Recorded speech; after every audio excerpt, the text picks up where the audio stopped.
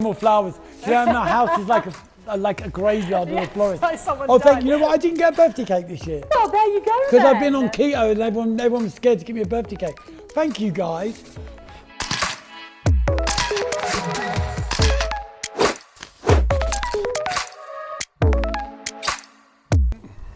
Welcome to House of Influence. I'm Charlotte Day, and today I am joined by the man who ran the party scene back in the 80s. His inner circle includes Boy George, Kate Moss and Donatella, former Wild Child and It Boy with one hell of a sense of humour. Just check out his Instagram page. It is the one and only DJ Fat Tony.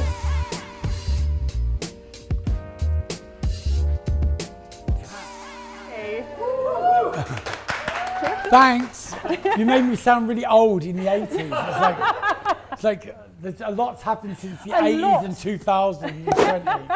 A lot has happened and we're going to cover all of that. But welcome, thank you for joining us today. You're welcome. Thank you. If you are not familiar with Tony, he first found fame in the 80s as a club kid and DJ who quickly became the only name you needed to know. You've DJed for Prince, Michael Jackson, did a world tour with Madonna, and you are the fashion crowd's favourite DJ. But you never wanted to be a DJ, yet you managed to turn 4 records into a 12-hour set. So how did you do that?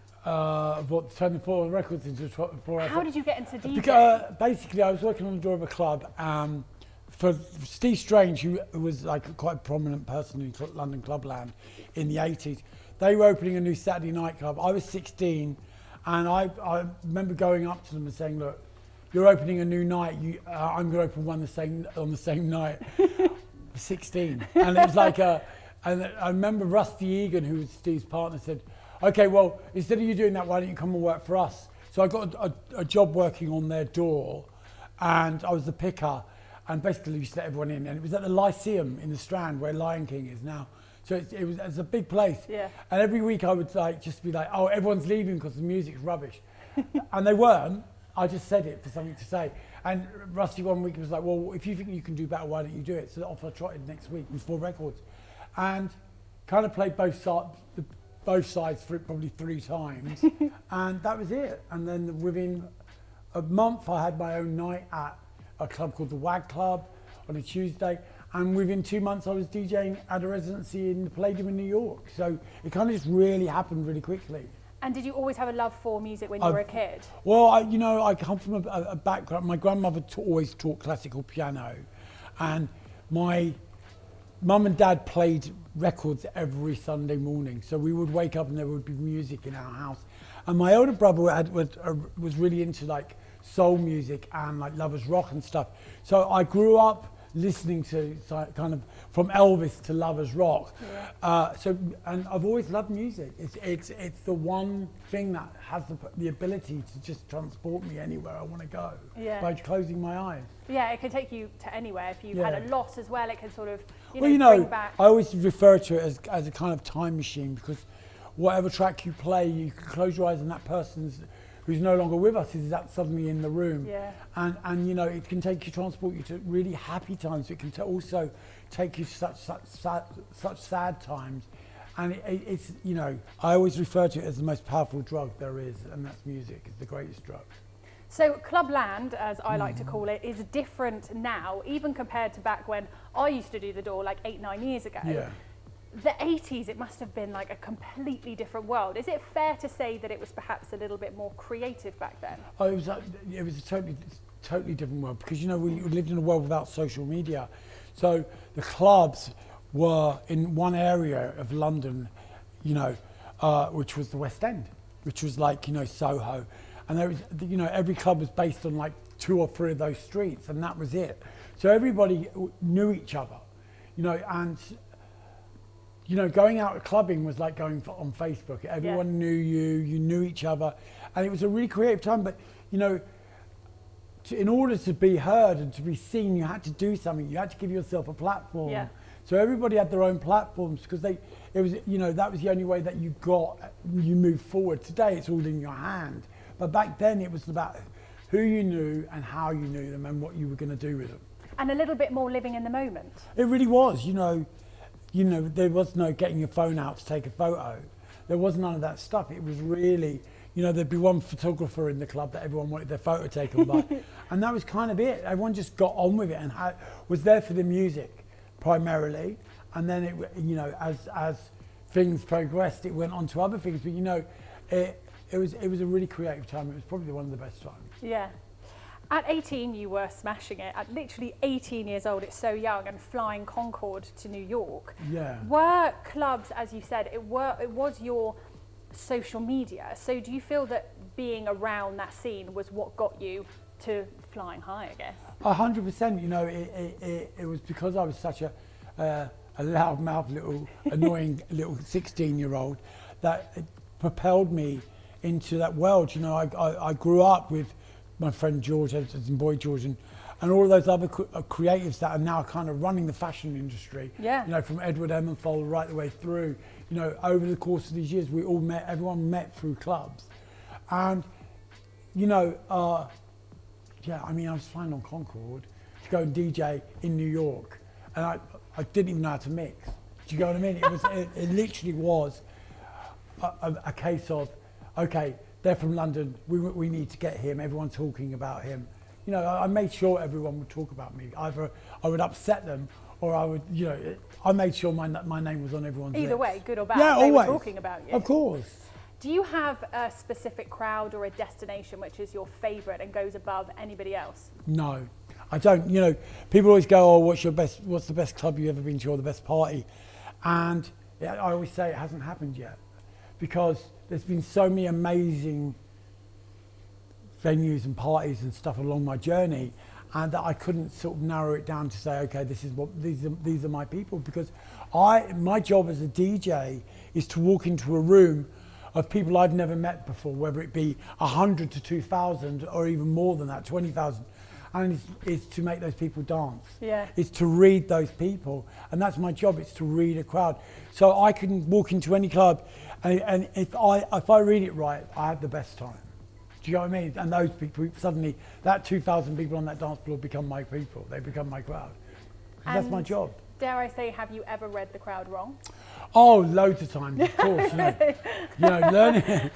I'd be a liar if I said no. But you know what? I'd say in the early days, I didn't even read. Do you get what I mean? And it was about, you know, in this journey that I'm on, it's about learning my skills of my craft. And now I'd say I'm 99% right always. Yeah. And that's because it's taken me like a lifetime to learn that skill.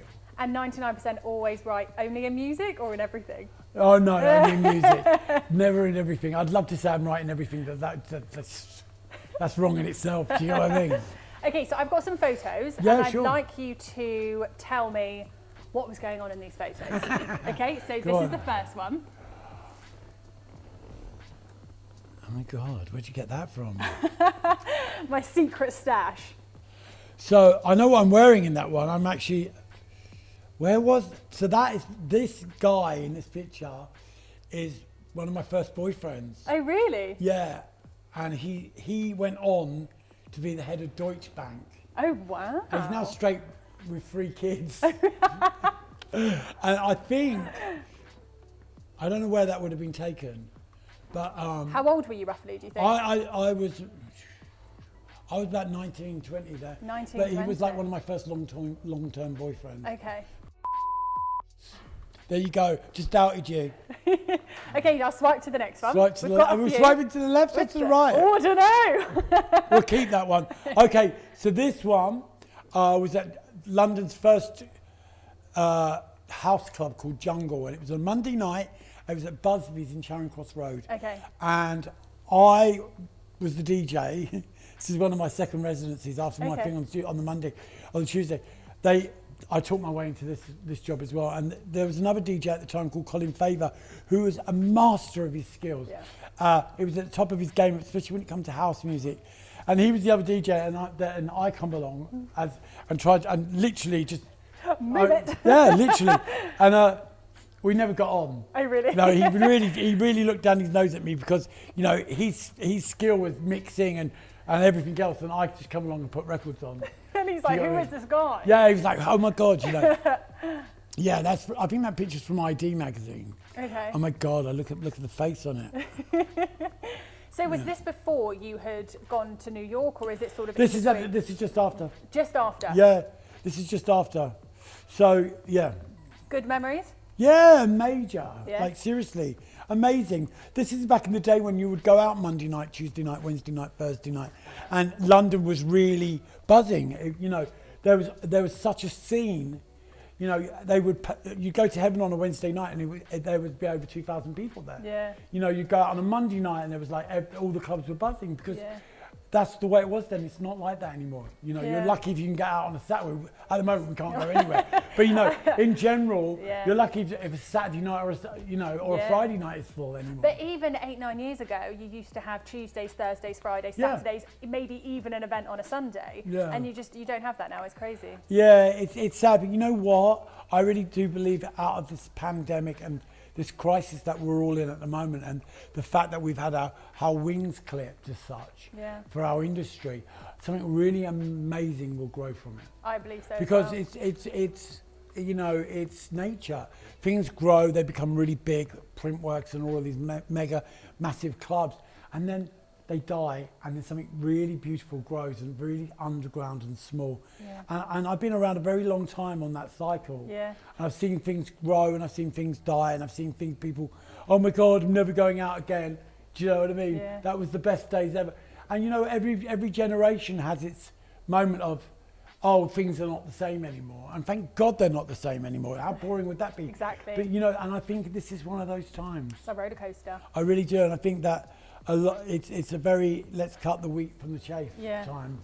So I've got another photo. Our phone's just locked. Let's... That was a picture of you and some boy. What was Yeah, that? my boyfriend. Oh, okay. So I don't remember that.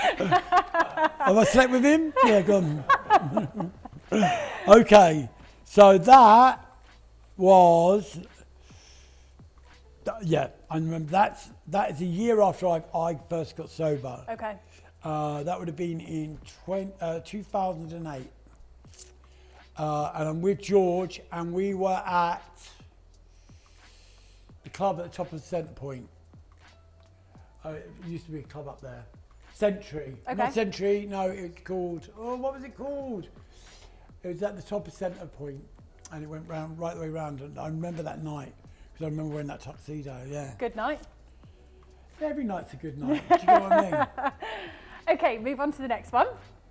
Oh, me and the N-word, me and Naomi. Yeah, that was a gig we did for Pierre Jouet in Wardour Street, and they basically flew Naomi in and me to DJ for an hour. Just an hour. Yeah, well, she did an hour. I did too, you know. But yeah, that was like because I'd been previous to this. I'd been DJing with Kate, as Yes. in Kate Moss, and we were doing a thing called Fat Moss. And whatever Kate does, Naomi wants to do the same. Oh, So that really? kind of, Okay. like, that's how that came about. Okay, that's funny because the next photo is actually of you and Kate. Oh, that's the first gig we ever did together, and that was at Annabelle's, and that was for Annabelle's light bulb book launch for their 50th birthday. Okay. And it was me, Kate, and Grace Jones. That was the That's lineup. a good night. Yeah, Grace came on. Grace was amazing. Yeah. Oh. It's like taking you back through all the memories. But it's good because I remember good things, and all of these pictures are good things. So Yeah, that's a good thing. that's nice. Well, Is that all your pictures? That's the pictures. Could have done a bit more research. Ah, you cheeky sod. Should we go back to that picture of you and your boyfriend? Okay, so one of the last parties that you DJ'd before lockdown was Brooklyn Beckham's 21st. Brooklyn, yeah. Held at the Beckham's countryside home. You're very close to the whole family, is that right? Yeah, well, I've worked with them on and off for years. I've watched Brooklyn grow up. You know, they're amazing people. You know, they get a lot of stick. I was going to say. Because anyone, you know, this is the nature of the game. You know, you build them up. We love them. We can't wait to destroy them. Yeah. And that's the great British public. That's what we do. We've always done it, especially in the media. Yeah. We know that. So, you know, they can never do right for doing wrong, you know. But, you know, they, as a family, all I would say is that they're brilliant. The way they brought their kids up, their kids are impeccable manners. They're not brash in any way, shape or form. And, You know, yesterday it was my birthday and I got messages from all of them separately, which was incredible, you know. And that's loving. That's lovely. Yeah, it's good heart. It is, it really is, and that's all I can say about them, really. So do you think that parties will be like that again, or do you think that we sort of need to adapt and find a new normal? You touched on this a minute ago about how it's sort of, you know, roller coaster and something new will grow, but in terms of partying, do you think it will ever be the same? Well, I think, you know, it depends what you're calling partying. If you're calling going to a club with 3,000 people and getting hot and sweaty, I don't see that happening for a very long time. Yeah. But if you're talking about a personal birthday party, or you're talking about an event, I see that happening. It's just things are changing, you know. Everyone's like, yeah, we've got this miracle vaccines. What, 30 of them all of a sudden. But you know, what's going to happen is who's taking the vaccine, how that's not going to be taken, who doesn't want to do it, blah, blah, blah. We've got all of that to go through yet. Yeah.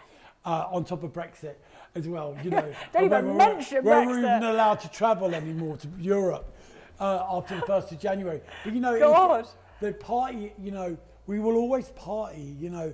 It's about how we do it. We have to be responsible for where we're at right now. And all of us play a part in this. You know, it's terrible that my industry and everybody else's industry, from being a roadie right the way through to playing a guitar on stage, has been stopped. But you know what? It's kind of like we all have to look at our part in it. And yeah, I've been asked to do loads of illegal raves. I've been asked to do this and do that. I turn them down. Yeah. I will do stuff that we got a new night called Social Discoing, and it's all about social distancing. And it's all, and we're compliant with government rules, because I can't go off and do illegal raves like I did in the 80s. I've done that, been there, but I also saw how it ended. Yeah. Do you get what I mean? It never ended nicely. You know, so many other factors got brought into that. Because when you're doing stuff that's unlicensed, or you're doing stuff that is unruly, and I'm not saying all raves are unruly, but what I'm saying is when there are no rules, people make up their own rules. Yeah, it gets a bit wild. Well, what happens is, you know, it gets criminalised really quickly. Yeah. And I kind of think, you know, moving forward, we just need to, if all of us look after our own inners of our own hula hoop, I think everyone will be just fine. And you mentioned your what you started, the Social Disco. Yeah. Can you tell us a bit more about that? The next event is in the beginning of December. Yeah, so we're doing them throughout the whole of December on Saturdays, 2 a day, one brunch and one dinner. And what it is you come, you sit down, you're completely temperature checked on the door, and then you're track and traced on the computers. You're taken to your table, and you're in your bubble of 6, and we have singers. I DJ, which can be annoying, because I have to DJ sometimes on 3 floors, because people come, they want to see you. Right. And because you could only get a certain amount on each floor, because it's so I spend the whole day DJing, like floor to floor to floor. Down, yeah. But you know what? It's great, because everybody gets to see you, and just the fact that people at first, people want you to get up and dance, but people have got their heads around the fact that if they sit down and they enjoy it, they're going to have more fun. Yeah. Than being told to sit down. Sit down, you know, you just get frustrated. And it really is good fun, you know. I've never believed, you know, my job is to make people dance. And right now my job is to make people move their shoulders. Dance. Yeah, you know, it's a tough one. Yeah. It's a lot of fun, and I think it's what people need at the moment. You know, you shared a meme on your Instagram the other day that was just like my Christmas list, a fucking rave. Yeah. And so many people shared it, and I just thought that is exactly what we want. And if this is the closest thing we can get, well, you know, it's the start. It's a start, and I think people have gratitude for being out and being in a social environment, that knowing that it's a safe environment. Yeah. You know, knowing full well that everybody there's been tested on the way in, like temperature checked and stuff like that. It's about keeping it safe, and I love what I do, and I love what I do. I'm blessed that I can still do what I do, even though it means sitting down. Right now I'm doing a gig, since lockdown started. I'm DJing in a meat and fish shop in Westbourne Grove, which is insane. It sounds like the most odd gig. I mean, if someone said that to you 2 years ago, a year ago, you would have laughed. You know, the thing about it is, the guy who owns it rang me and was like, listen, we want to do the most absurd thing ever. And everyone's like saying, oh, get Tony. So I was like, you know what, let's do it. Do it, And I mean, we get 2,500 people queuing up throughout the day to come in, shop, take pictures, dance in the shop, go out. And last week it turned into like a street rave. Everyone was hanging out. And then when I finished at 6:30, I left the shop and the whole street started screaming and clapping. No. Yeah, because what we're doing is just bringing that element of joy to people's lives. Yeah. They want to hear music. We need that joy. We do. And however you find it, and who would have thought DJing in a high-end supermarket? It's not. People could go, "Oh, you're DJing in a fish and chip shop." It's not a fish and chip shop. You're like, shut up, it's You know, more than that. Trust me, you know. I mean, they give me tips of caviar as a tip. You know, come on, it's not Ooh. exactly fish and chip shop. But the thing about it is just the fact that the joy on people's faces. Because I did the first one and I said, you know, he said, "Oh, will you do it for the rest of the lockdown?" And I said, you know what, I will. I loved it. I got such That's a so good good. feeling from it, of people bringing their kids in and their kids dancing, as you know, as much as they, and it's in a shop. It's a joy for you to see, surely. Where there's a will, there's a play. That's the Yeah. way I look at it. And you know, people have been like, some people have really got it and gone, "Oh my God, this is genius." Some people who haven't been down there to see what it have been is like, going on? "Oh my God, you're DJing in a shop." And it's like, you know what? You're not DJing, so Yeah, shut up. yeah. You're sitting at home doing live feeds to 6 people. You know what I mean? Kiss my Exactly. ass. Put them back in their place. Kiss my ass. You know what I'm saying? Okay, so during lockdown, you decided to start a YouTube channel, a YouTube Yeah. series about addiction. Do you find that the more honest you are, the more acceptable it becomes? 100%.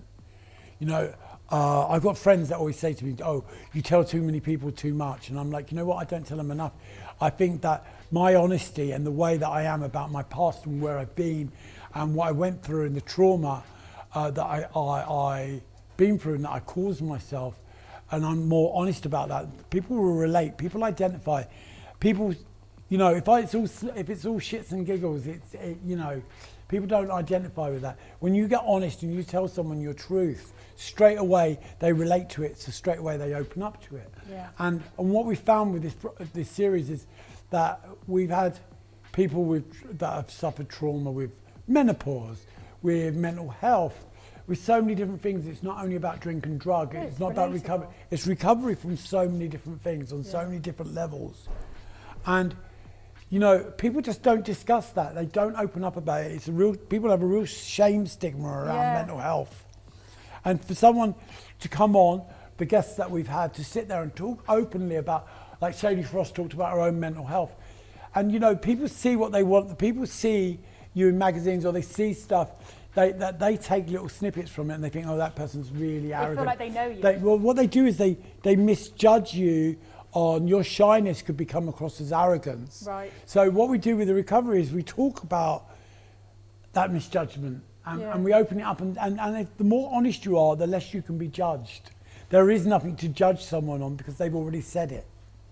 Do you get what I mean? No, I think I it's think- a really, honesty is like, you know, the more honest you are about what you're going through and what you've been through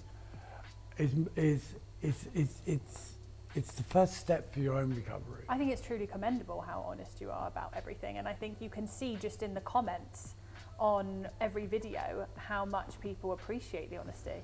I think, you know, I'm blessed in the sense that I work a 12-step program, I go to 12-step fellowships, and I have a room that I can go to every day and I can discuss what's going on with me with 40 other people in the same boat as me, all different walks of life, all have the same thing in common, addiction.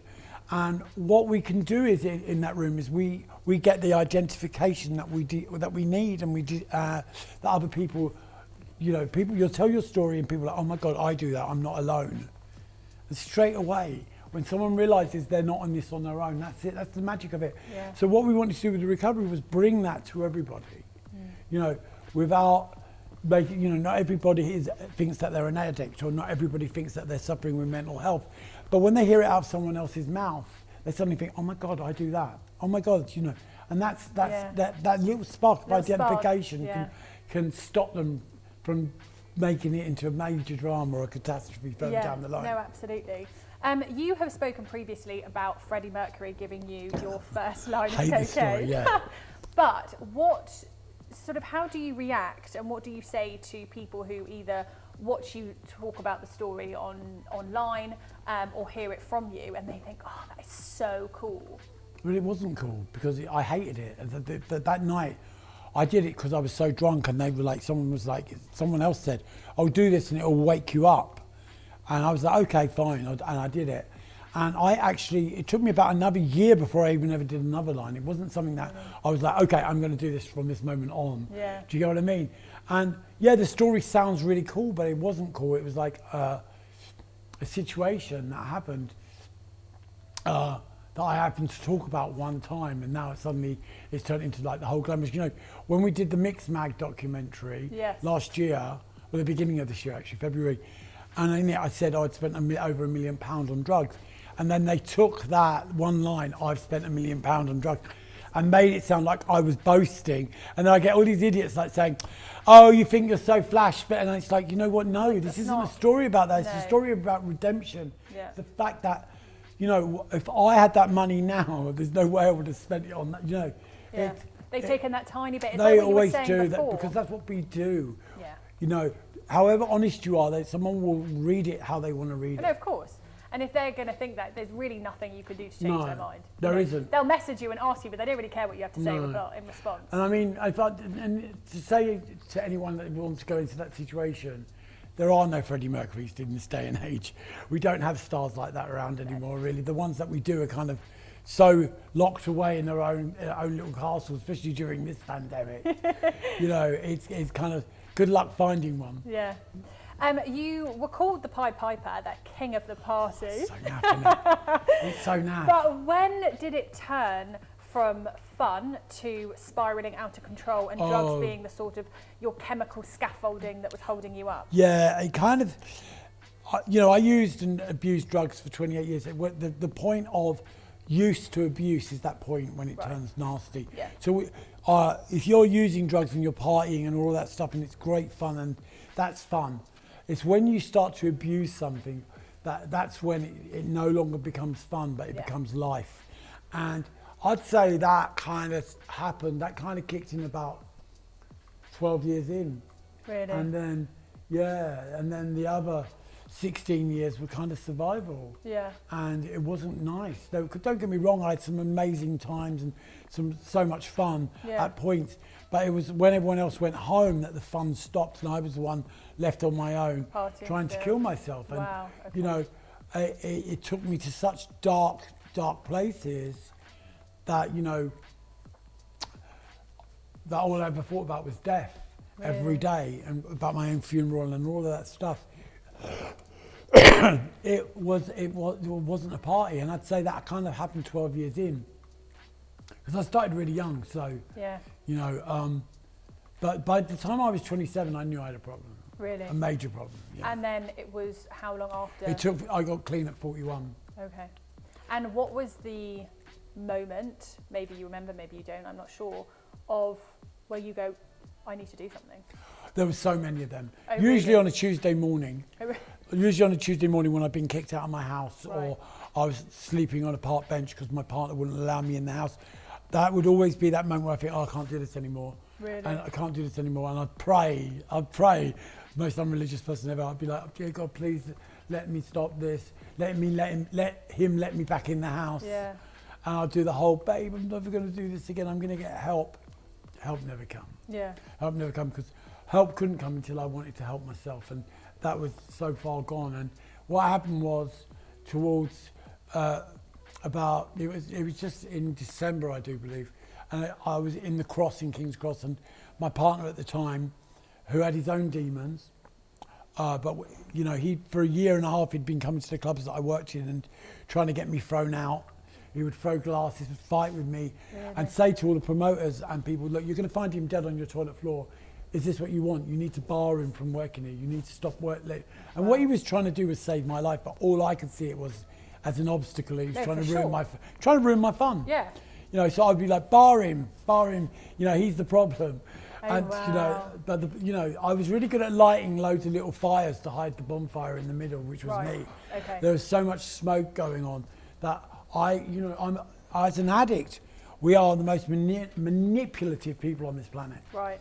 Seriously, you know, and I was a master of manipulation, and I would manipulate the people around me to believe in what I'd say to them. You know, I would tell someone my dad died, and they would believe it, and then 6 months later I'd tell him he died again, and I would make them believe the fact that he died twice. Wow. because that's what I could do. You know, that as an addict, you know, we are masters of it, you know. And so towards the end, you know, it literally got to the point where everyone thought I was all right, but I was so bad. And he said that night, he came in the club, and I remember I was sitting rocking backwards and forwards, and it was, at this point, I'd pulled all my teeth out with screwdrivers and sticks and pliers. I had a thing called meth mouth, where my mouth was, I actually believed that my mouth had animals living in the gums. And can you remember all of this? Oh yeah, I remember it all. And I would sit rocking backwards and forwards. And on that night in question, it was a Friday night, and he came in, and I saw him out the corner of my eye, and I thought, oh no, I can't deal with this. But he'd been barred from that club, and I still don't know how he got in there that night. But he'd been barred for so long, and he came in the green room, and I was like, no, I can't deal with you, man. Yeah. And he come over, and there was none, look at the state of you, like, where have you been for 3 days? He literally put his hand on my shoulder and said to me, what happened to you? And it always makes me want to cry, because that was it. It was that God-given moment that changed my life. He shouldn't have been there, and he should never have asked me that question. And I remember looking at him, and I don't know if any of you have ever smoked really bad hash, and like where you got to the point where you smoked so much of it that you put your head on the wall and the whole room was rushing towards you.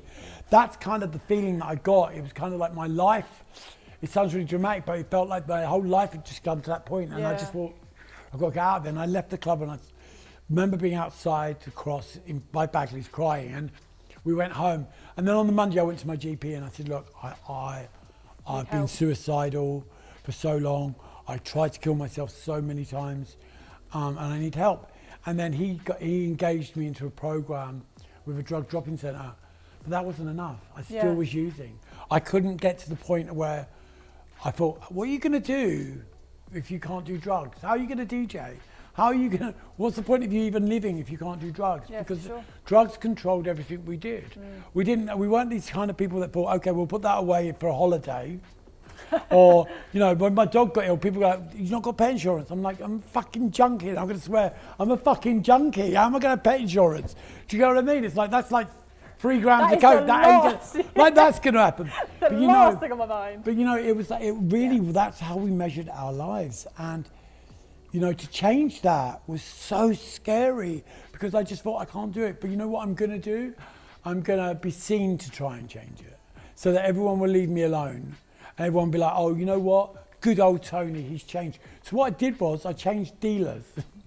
Because, you know, everyone in London at that point, when you find the best dealer, right, everyone goes to that, you get them all to go to that dealer, so that way that dealer gives you loads of free drugs for bringing loads of new customers. You got it sus. Oh, listen. And so I stopped seeing that dealer, and I found another dealer, and I was seeing him, and so everyone would go to the other dealer, and they'd say, have you seen Tony? No, he's got clean. Win-win situation. But what I was doing was going to meetings with my friend Bruce at the time was taking me to meetings, and I had no teeth. And sitting gurning coke off my nut in the corner of the room was a dead giveaway. I had to go home, and my boyfriend, who was semi-believing what I was doing but knew I was still doing drugs, would make me things like spaghetti carbonara with pancetta in it, and like being coked up trying to eat spaghetti carbonara is not a good place to be. I'd be like that, yeah, it's delicious, like trying to chew pancetta with one tooth.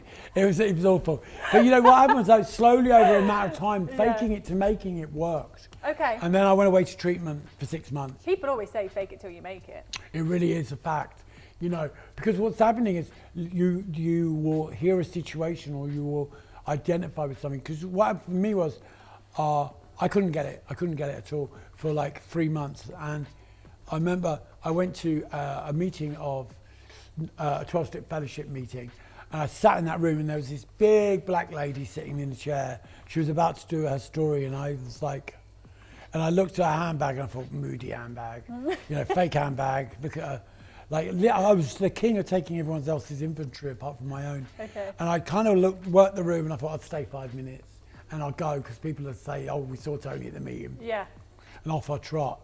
And she opened her mouth, and it was my story. Really? And it blew me away, and I left that meeting at the end, cried, and within a week I went to Bournemouth to treatment for 6 months. That's and amazing. that really was, that was it.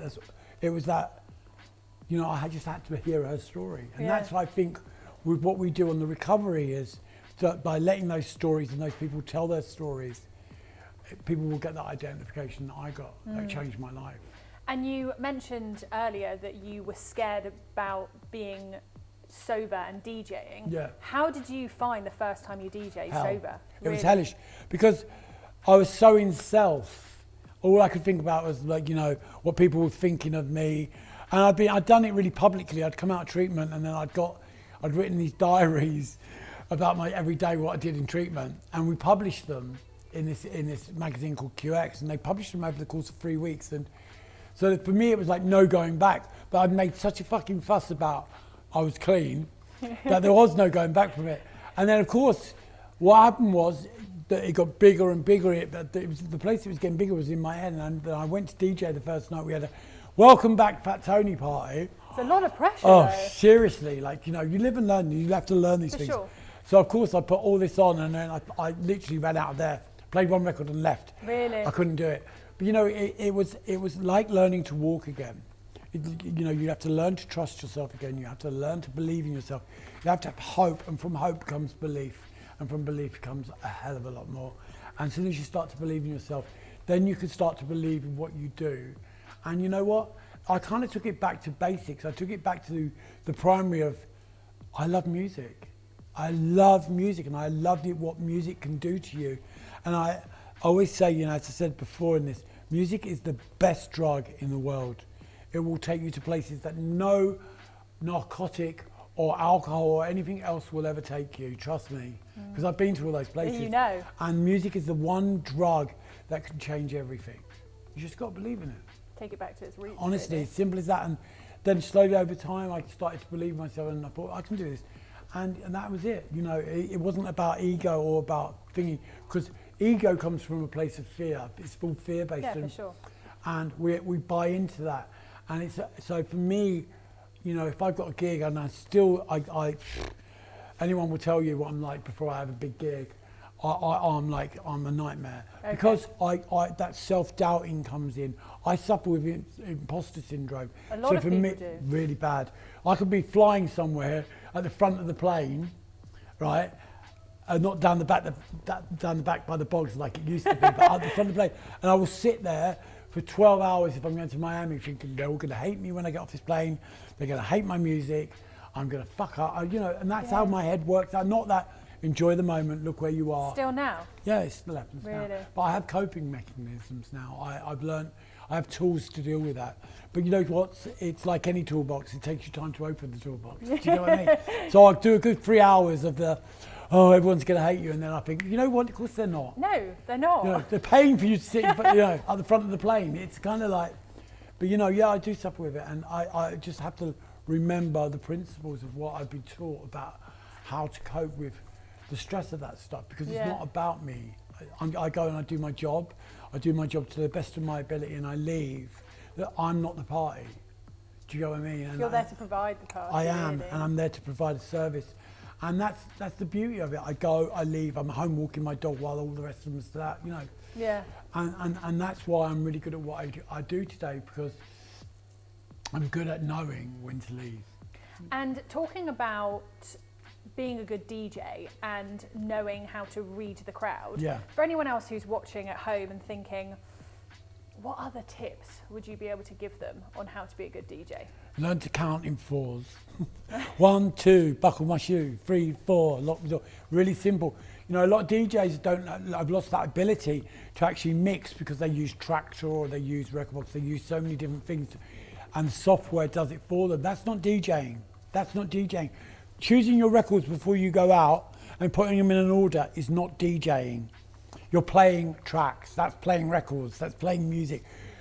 DJing is to read the crowd, watch the crowd. If I see more than 3 people walk off that dance floor, maybe they're going to the bar, I'll up the game. You clock it. I do, because that's what my job is, to read that blue. I watch the rhythm, I feel the energy. My job is to ride off of that energy. For me, during lockdown, when we were doing live sets from my garden, we were doing them for really major brands, and it was so painful for me to do. Really? Because I was DJing to 2 palm trees and a yucca, And I wasn't getting the energy that I would get off of people. And then you got like the people that are there with you. One of them was reading the paper because he's so bored of the live sets. And the other one's like sitting, drinking beer in the corner, like, you know. So you're not getting that energy. And you're thinking, what has life become? Yeah, literally, I'm like, you know, I felt like a dad at a wedding. Oh, no. Literally, sometimes like a dad at the wedding. Oh, God. Start doing dad dancing, you know, it's awful. But, you know, because I'm not getting that energy, and my job is, you know, so if you are starting out, if you're starting out, learn your trade, learn to love music and learn the magic of music. Don't play what you're expected to play. Don't play the top 20 Beatport chart rubbish, because that's other people's rubbish. That's other people's opinions. Have your own opinions. The original. It really is about that, you know, and don't be scared to play something that because someone else says it's cheesy. What do they know? Yeah. Do you know what I mean? You're the one doing the gig. They're probably at home, you know, watching porn. But got a really big opinion. It's true though. They're the worst ones. So spot on. They're always, you know, like literally. I did a set with Mixmag at the Lab, which has had hundreds of thousands of views, and it was probably one of the most nervous things I did, because we did the film. We had a premiere. The film came out. And it was my truth, and I can't hide, you know, I'm really honest about stuff, but you know, the film had my mum in it, and I was really nervous about how it was going to be perceived, and I thought, oh, a couple hundred people will watch it. No. And suddenly it's been like 5.5 million people or so, and it just like, that week that film came out, and then they said, oh, we want you to do the Lab, and it was like, oh my God.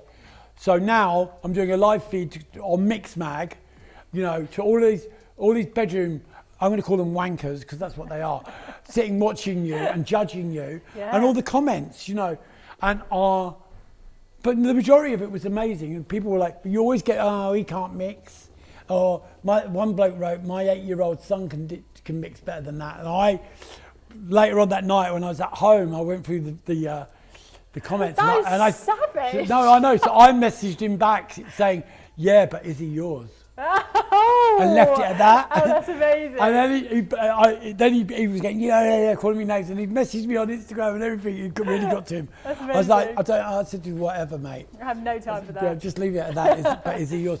Because, you know, but that's it. People they fear you. So what they do is anything that they don't understand, it's like anything in life. They will try to destroy it. They pull it down because they don't understand it. And you know what? If you're starting out and you just be as creative as you can. Don't be following what everybody else is doing. I've done that and it doesn't get you anywhere. Yeah. You are really enjoying a new lease of life at the moment. You are Vogue's resident... In lockdown.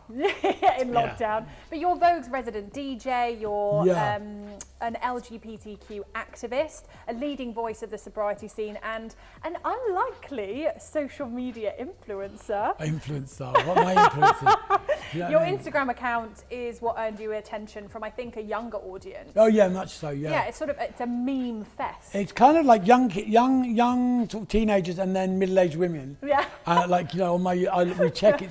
But you know, it's like today, I was in Shaftesbury Avenue and I was on my phone and this lorry went by and bibbed and all these scaffolders were like, hey! And I was like, oh yeah. And then an hour later I get a message going, that was me in the scaffolding van, how are you? No way. And I respond to everybody. Yeah. And I was talking to him, I said, nice lorry. And but you know, it's like, it's bizarre, you know, the amount of attention that you get because of your Instagram. And I could be anywhere in the world and people will come up to me and say, I love your Instagram. The other week, my boyfriend was on a flight he's a flight attendant, and they were in Brazil. Oh, lovely. And he was just they were boarding, all the women were boarding, and I FaceTimed him, and he was like, look at this baby. And there was this little woman with this baby. And he literally went like that, and she was like, oh my God, DJ Fat Tony. And I was like, oh my God, what the fuck? And David was like, we were both, he was like, I haven't set that up. And I was like, that's so funny. No, but it's just like, you know, and it's bizarre because people, you know what I love? I love it when people come up to you and tell you they get what you do. Because the ones that don't get it are the ones that think it's just a load of random old rubbish pictures. It's more. Because there's always a level of, you know, of honesty. There's, you know, I post things that some people kind of like think it's a bit near the mark sometimes. You know, yesterday I posted a meme about a woman finding a pair of women's knickers in her husband's pocket. It's funny. Yeah, but like this woman messaged me saying, oh, you know, today's National Women's Day, blah, blah, blah, about abuse, and that could be, and I was like, no. I posted that because he's obviously cheating, and I know what it's like to cheat. So, you know, that's why I found the humour in it. And she kind of went off on one, and then she came back to me and was like, oh, I didn't see it from that point of view. I said, well, that's just it. You saw it how you wanted to see it. And then you started barking, yeah, as opposed to going, okay, how else? Because I think at the moment, everybody can find something that they can be offended about. You know, whether it be a parcel you're waiting to be delivered, COVID, you know, an argument in the street, COVID, everywhere, COVID, you know, and everybody just jumps on that because they want to be seen, you know. And the amount yesterday was my birthday, and the amount of messages, of positivity messages that I got, like so many. And you know, you still get the odd one person's like, you know, you think you're funny, and it's like, oh, go away. You're posting other people's content. Oh, no shit, it. Sherlock. Yeah. Or my favourite ones are the ones that go, you stole my picture. I'm like, oh, hang on, have I just robbed the Louvre? Do you know, this is Instagram. This is how it works. People take my pictures and send them all over the place. Yeah. That's how it works. That's how you get followers. Yeah. You know, you sitting at home with your one picture on your Twitter feed, that what year were you born in? Yeah. Do you get what I'm saying to you? The fact that people get so het up about it, it's like that's what Instagram's about, taking people's pictures and sharing it. It's like, just relax. Exactly. Just relax. Just enjoy the moment. Enjoy the fact that someone thinks your picture's amazing and reposts it. Yeah. Do you get what I mean? Yeah. And it's like, but you know, they love to moan, don't they? It's quite funny. But I do think that the attention that I get from it is sometimes a little bit crazy. Yeah. I could be out shopping and it'd be like people coming up wanting to take pictures, which is lovely. Yeah. And I really love it when they get it. I really do. And I just think that, you know, I think that in these dark times and these times where we've been in such trauma, it's been traumatic for so many people. And it's going to continue to be traumatic because people are losing their jobs, and it's not about the bars not being able to open or the clubs not allowed to be open. People are losing their homes. People are losing their loved ones. People are losing their sense of direction and who they are. You know, we need humour in that. We need light entertainment. We need to be lifted. We need to look for somewhere where you're going to find that humour. And so for someone to laugh at that humour. And you're providing that humour. Well, you know what? I do provide that humour because I work really hard at it. I don't just like, you know, I store so many pictures. I'm like a nightmare.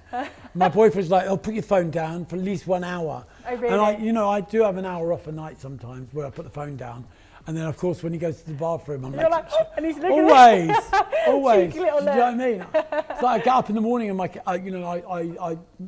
my form of meditation is getting out of bed, sitting on the sofa, staring out the back window, and then pick up the phone and do an hour and a half of Instagramming. Okay, so I want to say congratulations on your brand, Arrogant Hypocrite. Thank you. Founded this year. Show us. There you go. There we go, little plug. It's tattooed on your hand. Yeah, I have it tattooed. Talk to me about that. Well, I got Arrogant first of all. No, I actually got Hypocrite first of all, because I'm really good at telling people not to do stuff.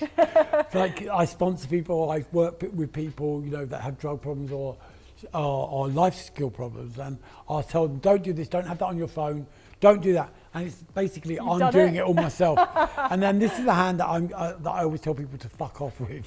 So this is the arrogant hand. This is the hand that to fuck off. So that's why they got the tattoos on them. And it's really weird, when I started to do the work on myself, the two words that came up all the time were arrogant and hypocrite. So it kind of was just like bizarre. But and when we wanted to do this streetwear brand was because streetwear on the whole is really straightwear. Yeah. It's straightwear, it's like, you know, we wanted to do something that was a little bit more gender fluid, a little bit more crossover. We wanted to do something a little bit more guerrilla. The first drop's been quite explanatory around why it's called Arrogant Hypocrite with like praying hands. And what we're doing is we're using time capsule pieces like old club flyers from the 80s and 90s. And each flyer, when it's printed on the back of the hoodie, will come with a letter telling you what happened on that night. Oh, wow. So in the first drop, we did one with I Love Dusty, which was when I was 16, I did a campaign for Joseph, the retail shop, dressed as Dusty Springfield. And so we did an I Love Dusty piece, which was in the face and stuff. So we took that picture. But what we're doing with each piece is just like The next one's got some pictures of me and Lee Bowery together. There's like all little time capsule pieces. And they're limited? Yeah, they're very limited. And they're not restocked? No, they're not going to be restocked. That's cool. They're not going to be restocked. And you know what? They're selling really well. And, you know, we were all about quality. We had a few hiccups this week with delivery. And I kind of like, you know, me and my partner in the business, Nadeem, were like freaking out because I want people to be happy. I don't want to do something that people have to wait for, or they're like, oh, we've ordered this and we're still waiting 2 weeks later. That's not what I'm about. It comes from a place of love. It's not about making money. That's why it's so limited. We're charging really a minimal amounts of money for it. You know, Yeah. I could have gone to Selfridges or somewhere else and got it stocked and start blah, blah, blah, and put a higher money on it. I don't want to do that. I want to do quality stuff that people are going to love and wear and get.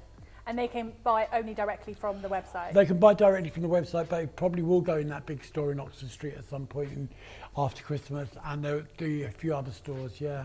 Exciting. Yeah, it's really exciting. You know, it's like, it's not merchandise. Yeah. And that's what I really want to get across, that because we're not doing, you know, it's like we can do that and it's pointless. Do you get what I mean? I would want to wear that. But we're doing stuff that's just timepieces that kind of got that euphoric feel, but that are fun.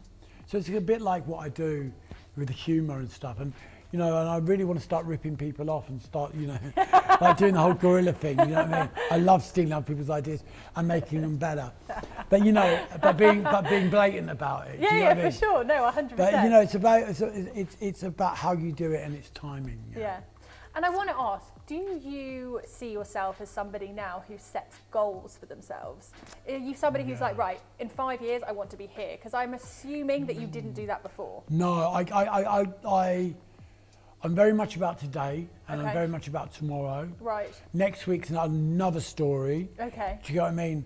I kind of know that I want to be happy, and that's my biggest goal. So whether that's today, tomorrow, or next year, or in 5 years' time, that's where I want to be. I think that's I always amazing. want to be happy. Yeah. I want to be happy at my own expense, nobody else's. I want to be happy and I want to be content and I want to be in the moment.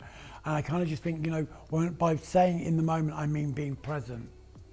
Because we can all be in the moment, but we, you know, you could all be sitting here having a conversation and I wouldn't have taken any of it in because I'm so preoccupied with what you've got in your handbag or what he's got in his pocket. Those are the old days of like, where are we going next? You know, if we all go out to a party and there's 6 of us, 4 of them will be thinking about where they're going to next. 100%. They won't be in the moment. For sure. And that's kind of the world we live in with social media and all of that stuff because we're forever looking at what everybody else is doing. Always. And it's about taking it back to, Take a break. and about, don't worry about what everyone else is doing, worry about what you're doing. And you know, and I think that those are my goals. My goals are just to enjoy where I'm at, whether it be. See where life takes you. It really is, and you know, yeah, of course, I'm moving in a couple of weeks' time, and you know, to a new house, and it's kind of Still like. in Pimlico? Yeah, still in Pimlico. Love Still in Pimlico. Pimlico. I was You born love in. Pimlico. I was born in Pimlico. Yeah, no. I was born in Pimlico. I'm like a home in Pigeon. I've moved Always coming back. I moved the house I'm in now is opposite the house I was born in, and I never knew. Directly Wow. opposite. And my mum went, "You were born in that house," and I was like, "What?" That's crazy. And I know, home in Pigeon. It's like so many things throughout your life that you've said in this interview. It's like it's meant to be, Yeah. you know? Yeah. And it really is like a village, and it's just such a lovely place. But the fear of moving out of somewhere I've lived for 8 years, because I've grown. Listen, you know, I'm 55, right? But I've grown up in this house.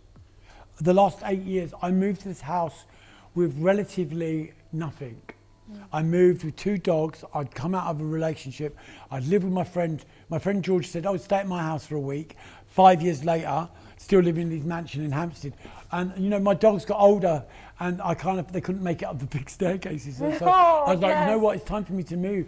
We found this flat, and I moved there. And my friend who moved me in went, "When you leave this flat, you better be leaving with Louis Vuitton bags and not bin bags that I arrived in."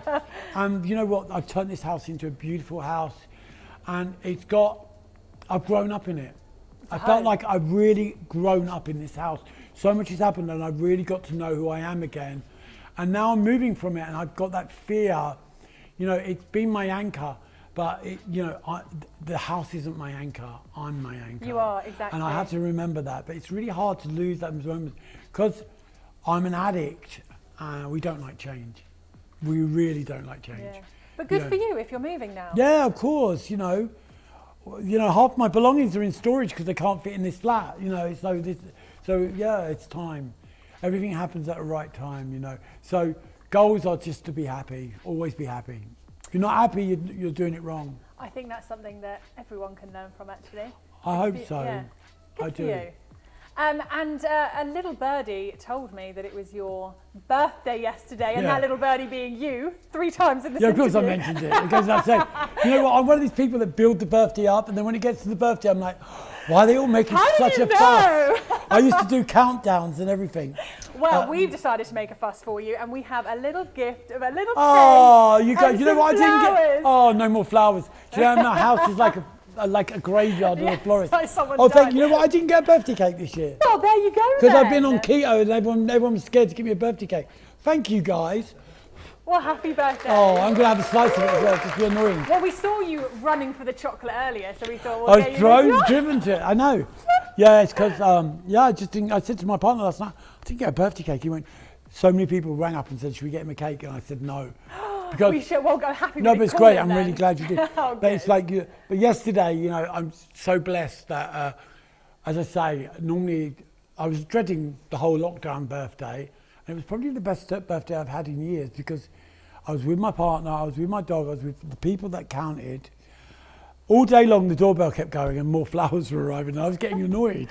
I was like, oh, not more flowers. More flowers. Not more flowers. And we had to go out and get 5 extra vases my goodness. earlier, and then I had to go and get another 4 later. Oh, the wow. house. And you It's like know, a I always florist. give like they were getting bigger and bigger, and Oh, wow. you know, which is a really beautiful thing. It's really No, you for know. sure. And then someone turned up with a plant, and I'm like, oh, we don't need any more plants. We've got jungle in our garden that we're taking with us.